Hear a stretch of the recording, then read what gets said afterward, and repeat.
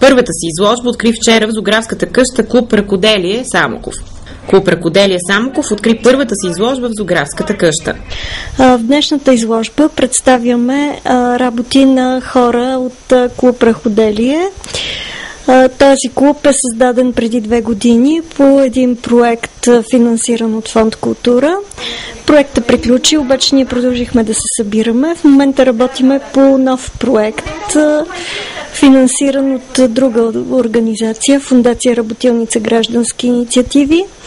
И по този проект тук в това ателие на зоографите в зоографската къща ще се ситуира нещо като музеен кът на самоковската шевица и дантела и ателие, в което да се събираме, да обучаваме хора, да има нещо като малка библиотечка с схеми на самоковски шевици и дантели.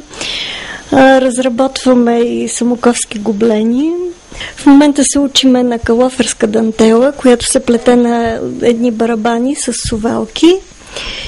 И се надяваме и още повече хора след вашето предаване да дойдат. Обучението е абсолютно безплатно. Добре дошли са. Добре дошли са.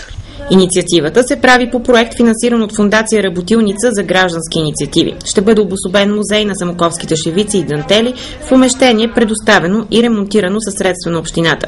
Ще се провеждат курсове за овладяване на различни техники. Организаторите призовават самоковци да преровят старите си ракли и да извадят на светло дантелите на своите баби. Приемат се всякакви книги, схеми, списания, свързани с шевицата и дантелата. Те ще бъдат експонирани в музея в специални витрини. Клубът по ръкоделие съществува от 2 години и в него членуват 15 жени.